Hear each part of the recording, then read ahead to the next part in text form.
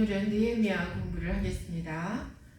느헤미야는 역사적 배경을 볼 때 느헤미야가 수상궁에서 술 맡은 관원으로서 섬겼던 아닥사스다 1세는 에스더를 왕비로 삼은 아하수에로 왕의 아들이다 그랬어요.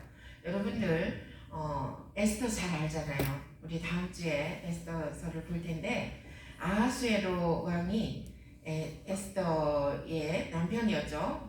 왕이지만 남편이었죠. 그래서 정말 그 금호를 내미는 장면. 그래서 이제 에스더를 받아들이는 에스더가 부르지도 않았는데 이렇게 나왔다고 책망하지 않고 금호를 내밀어서 면제시켜주는 그 장면이 유명하죠. 그 아하수에로 왕이 그에게는 아들이 있었는데 그 아들이 아닥사스다 1세였다. 그러니까 에스더가 낳은 아들은 아닌 것 같아요. 아하수에로 왕의 아들 아닥사스다 1세가 그 느헤미야가 섬기던 왕이에요. BC 458년 봄 에스라는 아닥사스다 왕의 도움으로 유다인을 이끌고 예루살렘으로 돌아왔고, 에스라는 이듬해 봄 이방 여인과의 결혼 문제로부터 시작하여 예루살렘 성전 재건까지 여러 문제 해결에 착수했다. 지난 시간에 에스라 공부하면서 여러분들 생각나시죠? 그러니까 아닥사스다 왕이 에스라를 너희 나라로 고토로 돌아가라 해가지고 갔잖아요. 그러니까 2차 귀환이죠. 바벨론으로 2차 귀환 때 에스라가 갔어요. 그래서 가가지고 신앙 개혁을 시켰죠. 그때의 레위인들 중에서도 112명이었나요? 그렇게 이방 여인과 결혼을 했었는데 일단은 그 이방 여인들하고 통혼한 것이 하나님 앞에서 옳지가 않다. 그래가지고 이 사람들이 에스라의 말을 듣고 은혜를 받아서 그 여인들과 자녀들을 돌려보냈다. 그러니까 하나님 앞에서 정말 철저하게 새롭게 시작하겠다 하는 생각으로 그렇게 재건에 동참했죠. 그래서 성전 재건까지 여러 문제 해결에 착수했다. 그러나 룸이에요? 르홈과 심세의 온갖 방해로 인하여 유다인들은 참극을 겪는다 그랬는데요. 이 사람들이 에스라가 이렇게 성전 재건하는 것이 싫었던 거예요. 그래서 그들은 아닥사스다 왕에게 편지를 보내죠. 그래서 보면은요, 여기 지금 유다인들이 이 예루살렘에 와가지고 정말 폐역하고 고약한 성읍을 건축하고 있습니다. 아닥사스다 왕한테 이간질을 하는 거예요.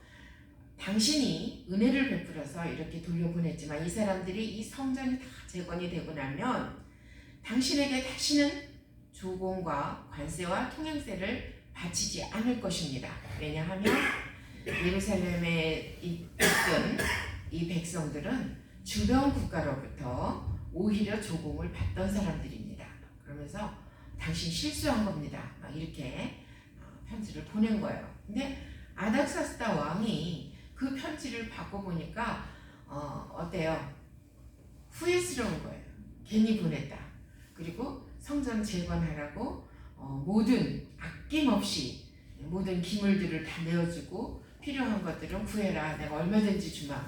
이러면서 보냈던 것을 후회스러운 거예요. 그래서 결국은 아닥사스다 왕이 그들의 말에 넘어가서 하나님의 성전 공사를 중단시켰어요. 그래서 에스라도 혼자 힘으로는 어떻게 할 수 없는 거죠. 성전 재건이 중단됐어요.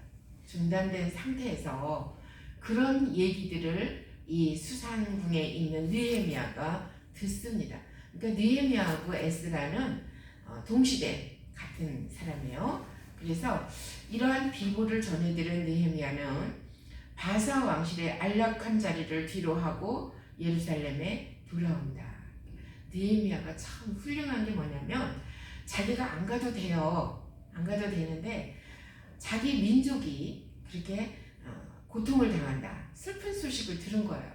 근데 그냥 뭐 어쩌겠어. 뭐 하나님도 가만히 계시는데 그냥 애따 나도 모르겠다. 그냥 자기는 술 맡은 관원으로서 자기 일만 하고 있는 게 아니라 이 느헤미야가 막 그냥 혼자 수심에 가득 차서 눈물로 밥도 제대로 못 먹고 막 그러면서 기도하죠.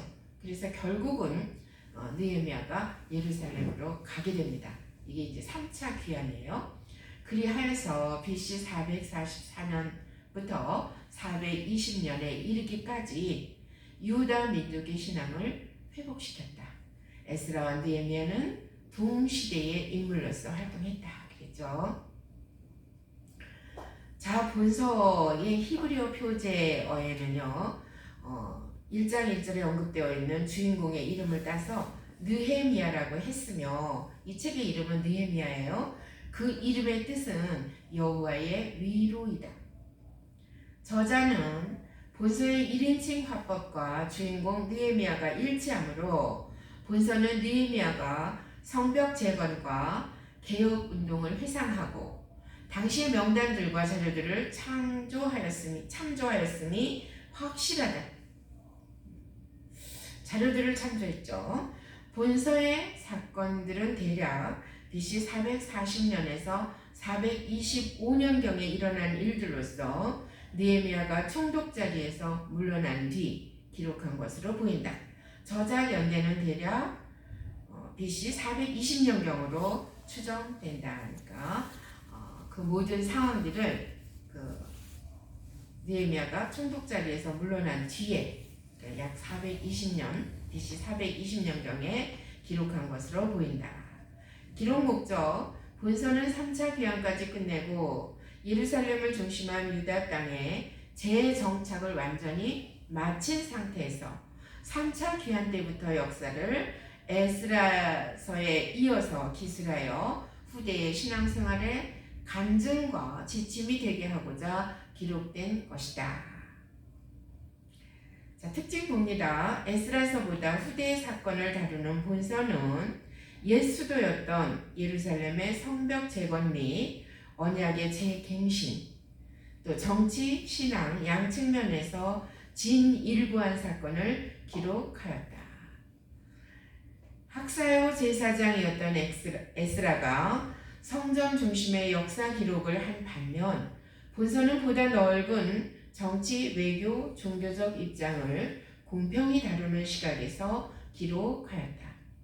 신구약 중간기에 가장 근접한 구약 최후의 역사서이다. 기록 장소는 느헤미야가 총독으로 있던 유대 땅이죠. 수신자는 예루살렘 복구 작업에 참여하는 유대인. 주요 인물 느헤미야, 에스라, 산발락, 도비야. 느헤미야와 에스라는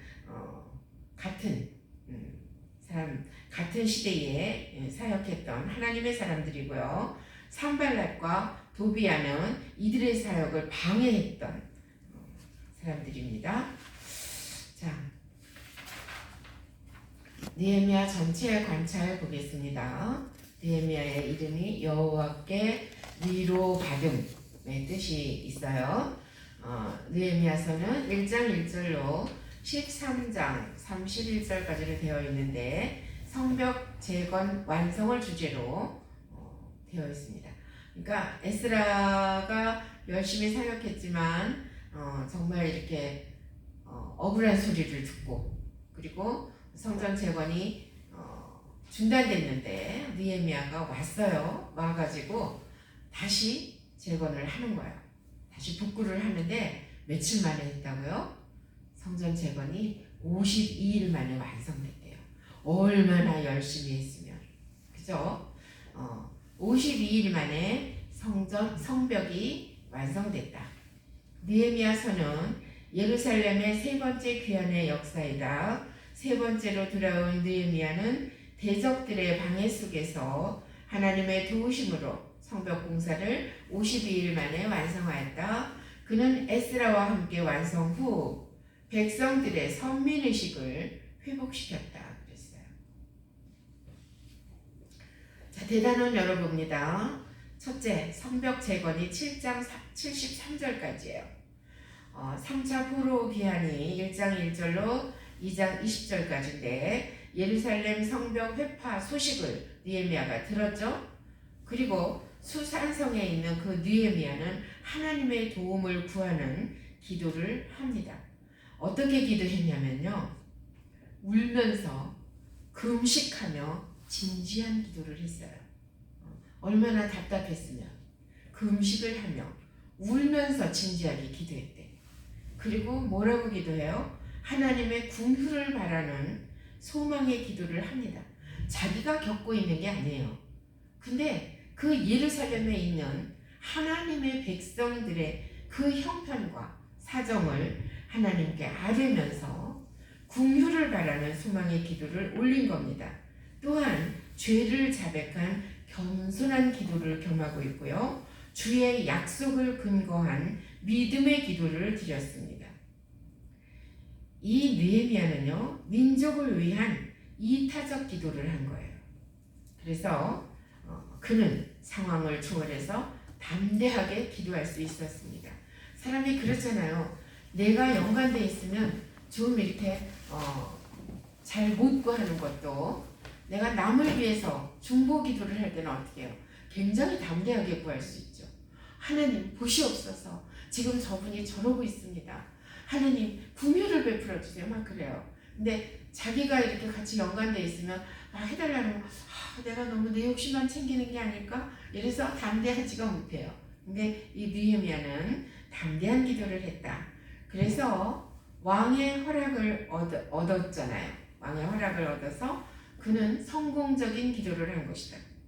그리고 그는요, 하나님께 영광을 돌리는 기도를 했습니다. 그래서 그 성벽이 회파됐다는 소식, 더군다나 누가 또 불을 질렀대. 그 소리를 듣고 하나님의 도움을 구하는 기도를 했고요. 느헤미야가 이제 왕의 도움을 받아서 준비를 합니다. 왕이 귀환을 허락한 거예요. 그래, 그러면 네가 가서 잘 해봐. 이렇게 허락을 했어요. 그래서 성벽을 탐사하는데, 이제 예루살렘에 와서 성벽을 탐사를 하는데 백성들의 도움을 받습니다. 느헤미야가 정말 똑똑한 사람이지만 자기 혼자 하지 않고 그 백성들과 함께 탐사를 하는 겁니다. 그게 무슨 뜻이냐면요, 백성들과 마음을 함께 하는 겁니다. 그래서 느헤미야가 그 마음을 함께해서 백성들하고 쭉 이렇게 성벽을 탐사하고, 이거는 이렇게 고치면 되겠네, 이거는 이렇게 해서 성벽을 올리다가 중단됐구나, 이러면서 상대방의 그 상황들을 들어가면서 함께 하는 거예요. 그래서 아마 빨리 맞출 수 있었던 것 같아요. 그래서 3장 1절로 7장 73절까지 보면 예루살렘 성벽이 재건됐어요. 성벽 재건에 참여한 자들이 3장 32절까지 쭉 나오고요. 그리고 대적들과 이스라엘이 무장한 것이 나옵니다. 또 이때도 산발랏과 도비아와 그리고 아라비아, 암몬 이런 자들이 대적으로서의 역할을 아주 또 하죠.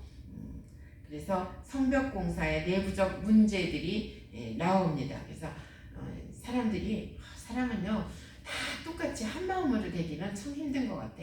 정말 좋은 마음으로 함께 하고 있는데 그런 중에 또 막 대적들이 그냥 내 새끼손가락으로 무너뜨려도 무너지겠다, 니들이 믿는 그 여호와 하나님 믿어봤자야 막 이래가면서 저기 하니까 백성들이 이건 왜 시켜가지고 이렇게 힘들게 하는 거야, 그러면서 또 이제 원망을 해요.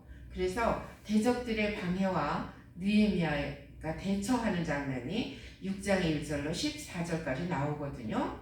그래서 스바야의 거짓 예언 앞에 두려워진 자들이 그 어떠한 소행을 벌였는가, 그 두렵게 된 자들, 그러니까 오히려 이 백성들을 두렵게 만든 저 사람들을 하나님이여 기억해 주시옵소서, 여호와여 기억해 주시옵소서. 뭐예요? 느헤미야가 기도한 거는 저 대적들을 하나님께서 손 좀 봐주세요, 이렇게 기도하는 거예요.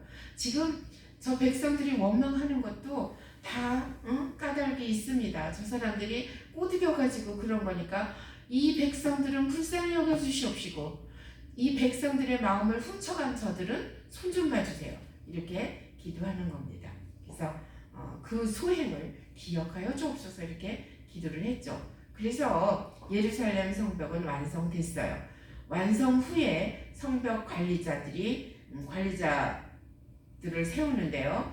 문지기, 또 노래하는 자, 그리고 레위인을 세웠습니다. 그리고 7장 5절에서 73절까지는 귀한 자들에 대한 수를 세는 거예요. 계수하죠. 자, 대단한 두 번째 보겠습니다. 느헤미야서 8장 1절로 13장 31절까지는 신앙 개혁. 자, 신앙 회복이 10장 39절까지 나와요. 에스라는 율법을 강해했어요. 백성들이 그 율법 강해를 들으면서 감격하면서 울었습니다. 그리고 에스라가 언약을 갱신했죠. 하나님의 언약을 다시 사람들이 다 떠오르게 하면서 언약을 갱신했어요. 그랬더니 백성들이 금식하면서 회개를 하는 거예요. 하나님 잘못했습니다. 진정으로 진심으로 회개를 합니다. 그리고 레위인들은 이제 자기 본연의 자세로 찬양을 올려드리며 그리고 레위인들이 기도를 하게 되는 거예요. 그래서 10장 39절까지는 그렇게 했고요. 그 다음에 그리고 나서는 성벽을 봉헌합니다. 11장 1절로 12장 47절까지 보면 성벽 봉헌 이렇죠. 예루살렘 재정착 지도자들과 제비 뽑힌 자들 그리고 자원하는 자들은 예루살렘에 다시 재정착해라 그랬어요. 성벽을 봉헌하는 데 있어서 제사장과 레위인들은 신앙적인 체제를 확립하고 그 신앙적인 체제 확립을 세우려는 작업을 이 에스라와 느헤미야는 손을 맞춰서 한 겁니다. 그리고 나서 성전을 봉헌해요. 그러니까 먼저 자신을 살피고 봉헌을 하는 거죠. 그래서 봉헌 시대는 성벽 돌기와 11조 제도를 확립했다 그랬어요. 성벽을 봉헌하는 데 있어서 성벽을 돌면서 이렇게까지 역사해 주시는 그 하나님 앞에 영광을 올려드리며 하나님께서 우리에게 약속하신 그 명령하신 그 제도가 있죠. 11조 제도 그것을 다시 일으키는 겁니다. 그동안에 70년 동안 남의 나라에 가서 살면서 그런 거 저런 거 다 잊어먹었을 텐데 다시 이제 학사 에스라와 느헤미야 총독이 같이 11조 제도를 확립을 하는 거죠. 자, 신앙 결단이 13장 1절로 31절까지 나와요. 섞인 무리들과 유대인들과 분리시켰다. 그러니까 암몬과 모압은 총회에 못 들어오게 했어요. 막았어요. 그러니까 유대인들하고 섞인 무리들을 분리했다. 제사장직의 사역은 레위인을 다시 세우는 겁니다. 하나님께서 레위인을 제사장 직분을 주셨기 때문에 다시 그 레위인, 분깃도 받지 못했던 그 레위인들을 원래 본연의 자세로 제사장직을 사역하게끔 했죠. 그리고 13장 15절로 22절까지 보면 안식일을 준수하게끔 했어요.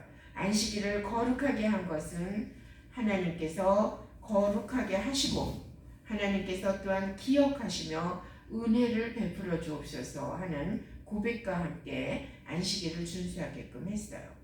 그리고 13장 23절로 31절까지는 통혼을 금지했죠. 하나님께서 양털과 배실을 함께 섞어 짜지 말라 이런 말씀을 주신 적이 있죠. 그런 것처럼 하나님은 통혼하는 것을 원치 않으셨어요. 너희들은 선민이니 거룩해라, 구별되라 이러셨거든요. 그래서 통혼을 금지했다.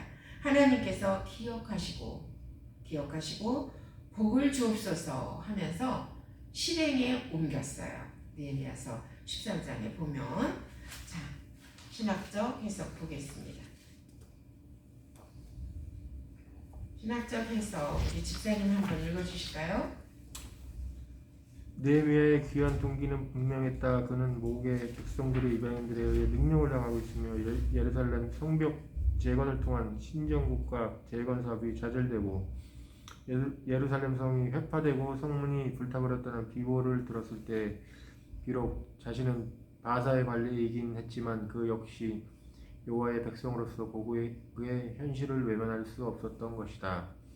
이에 느헤미야는 하루속히 국가의 기틀을 세우는 일이 무엇보다 시급함을 생각하고 바사왕 아닥사스다의 허락을 받아 예루살렘으로 귀환하였던 것이다. 귀환 후 그는 먼저 예루살렘 성을 재건하기 위해 사전에 회파된 성벽들을 탐사한 뒤 그동안 크게 좌절해 있었던 백성들에게 하나님의 동심과 여호와의 신앙을 강조함과 동시에 성벽 재건 사업을 펼치게 되었다. 예, 그러니까 아까도 우리 함께 나눴듯이 그 느헤미야의 귀한 동기는 분명한 거 맞습니다. 그는 자신의 안녕과 영달을 목적으로 산 것이 아니라 자기 백성들이 그 백성들이 이방인들한테 능욕을 당하고 그리고 정말 그 성벽은 회파되고 불타버렸다는 그 비보 앞에서 나는 이 바사의 관리로서 잘 먹고 잘 살 수 있지만 그러나 여호와의 백성들이 고국에서 당하고 있는 그 상황 때문에 그 현실을 외면할 수가 없었던 거죠. 그래서 그는 왕의 도움을 받아서 자기 나라로 돌아갔죠. 예루살렘에 돌아가서 성벽 재건 사업을 펼친 겁니다. 그래서 3장 1절로 7장 70편절까지 보면 52일 만에 성벽을 쌓는 역사를 다 마친 거예요.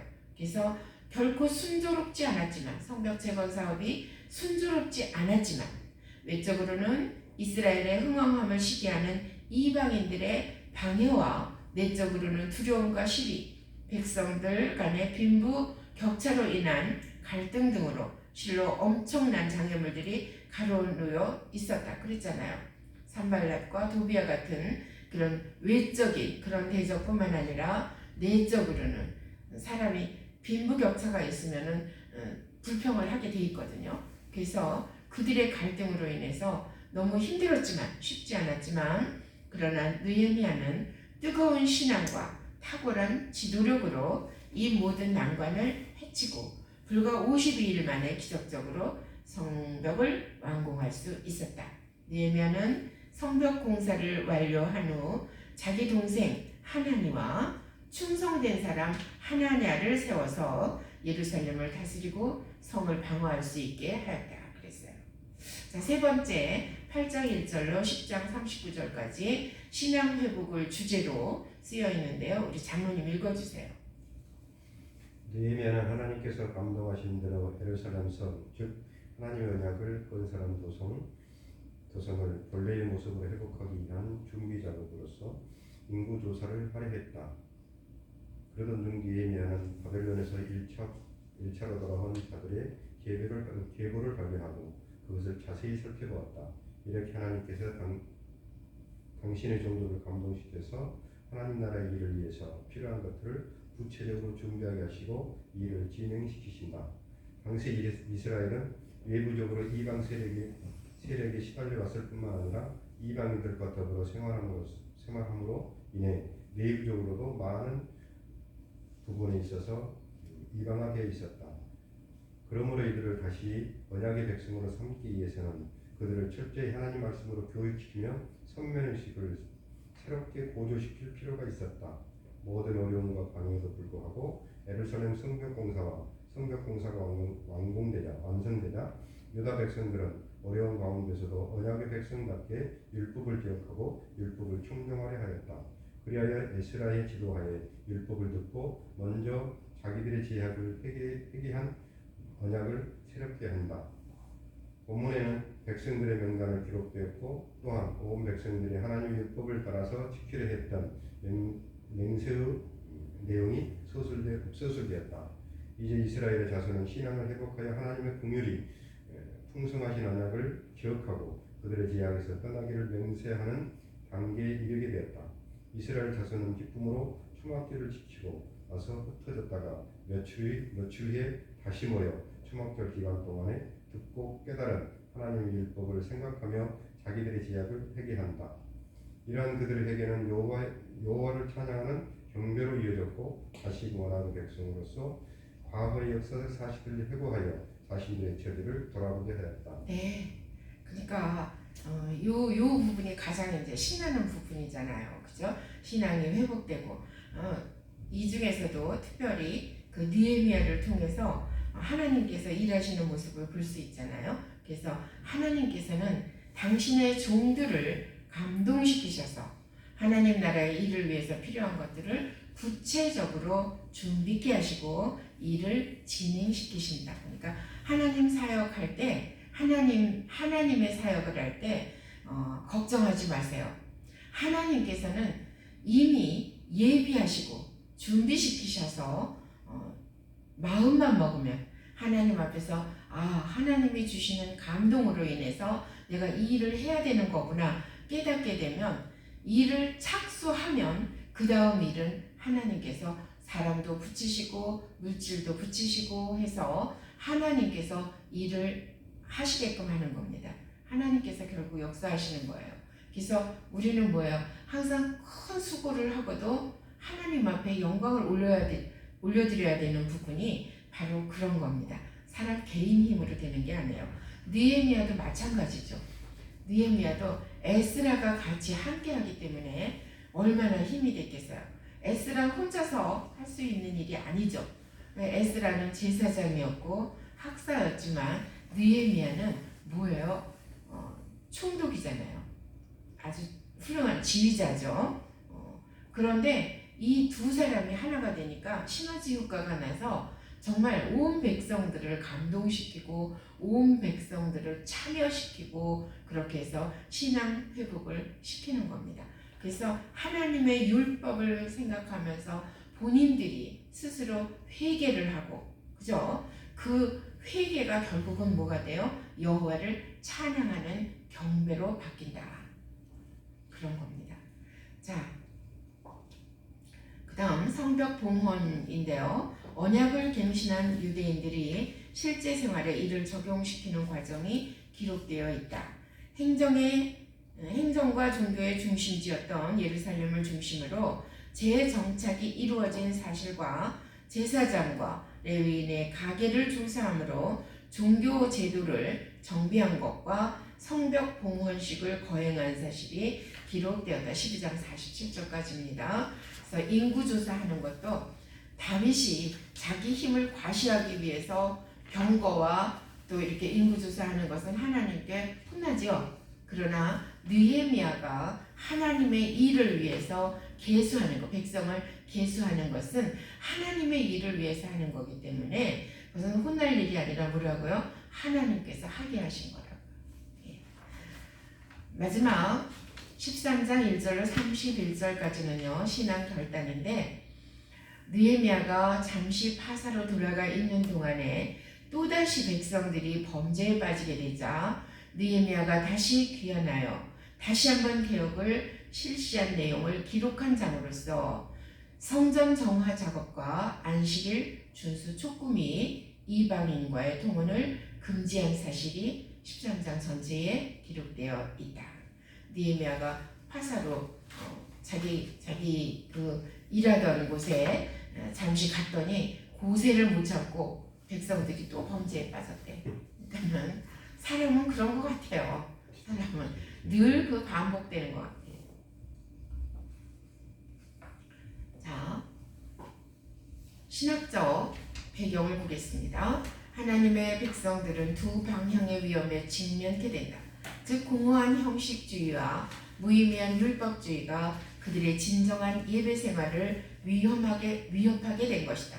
무관심과 무지가 지속되었고 백성들의 신앙은 그저 무미건조하게 변질되어 갔다. 무미건조하게 변질되는 건 조심해야 돼요. 우리가 은혜 받을 때는 우리의 마음이 정말 옥토같이 말랑말랑해져 갖고 하나님 말씀이 딱 떨어지면 말씀의 씨가 그 옥토에 떨어져서 막 금방금방 정말 가지가 나고 그리고 잎이 나고 그리고 열매를 맺어요. 근데 어때요? 이 세월이 흘러가면서 자기 마음이 옥토에서 뭐로 바뀌어? 딱딱한 길가처럼 또 바뀌는 거예요. 딱딱한 그런 땅으로. 그러면은 어때요? 말씀이 들어와도 거기서 자리를 잘 못 잡아. 그냥 다 그런 거지 뭐. 다 그런 거지. 맨날 우리 목사님 똑같은 말만 하네. 하나님은 왜 같은 말만 반복하실까? 그러면서 무미건조해져. 그게 굉장히 조심해야 될 일이에요. 그러니까 그것은 죄인들의 삶으로 귀환할 수 있는 그런 엄청나고 무서운 일입니다.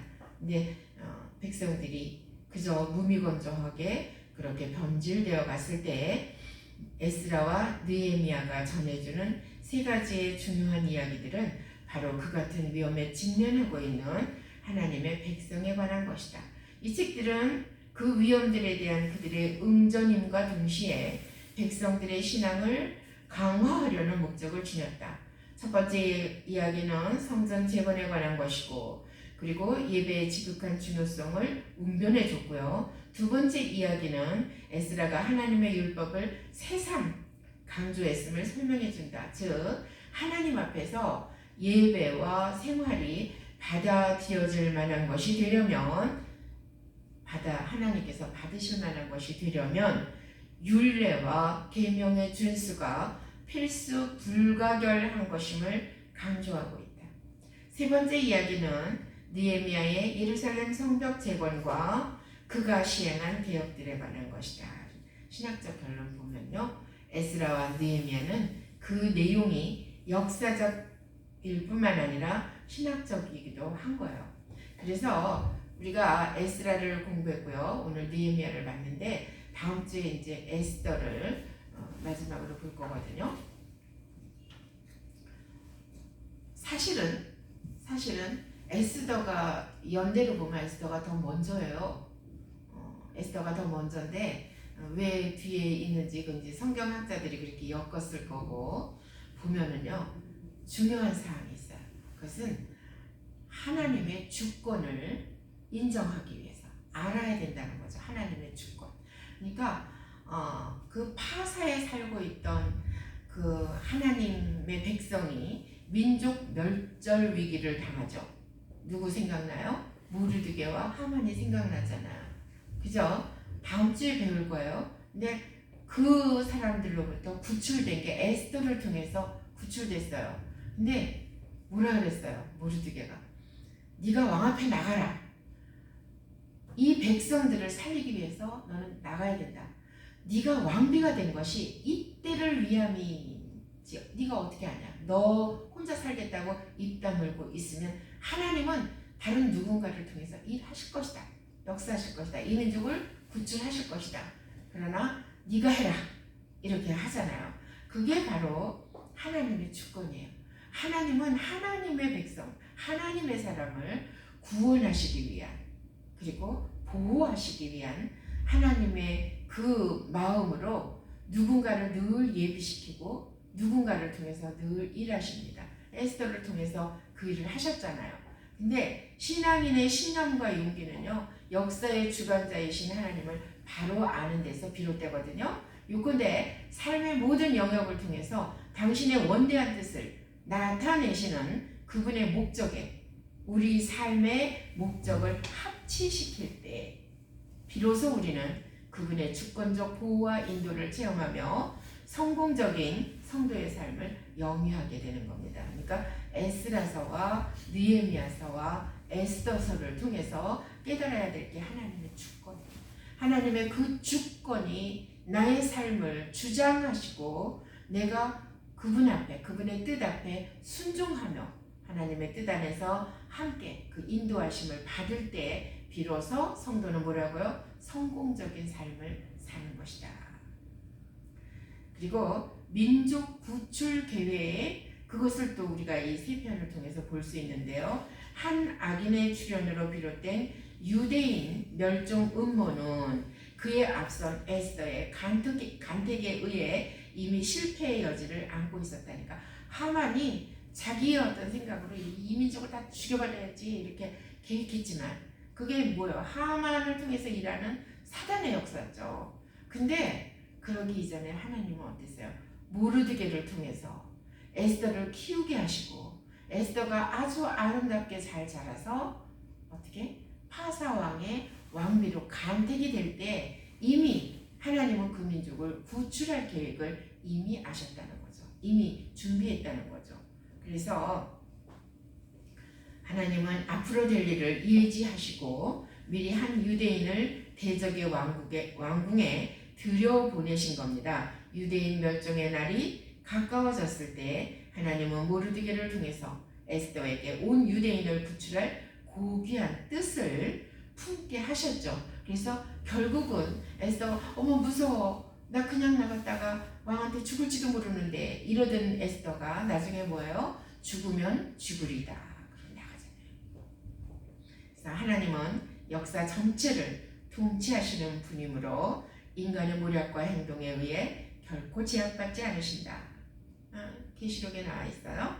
그분은 죽음을 포함한 어떤 극한 상황에서도 우리를 능히 건져내신다.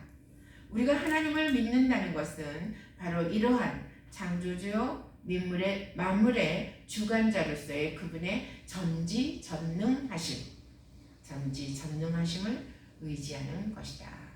그랬어요. 상황을 역전시키고 정말 하나님께서 그 모르드게를 통해서 하만의 그 계획이 드러나게 하시고 하만은 자기가 그냥 왕처럼 막 대접받는 줄 알고 좋아했지만 결국 모르드게를 달아내려고 했던 그 장대에 하만이 달리잖아요.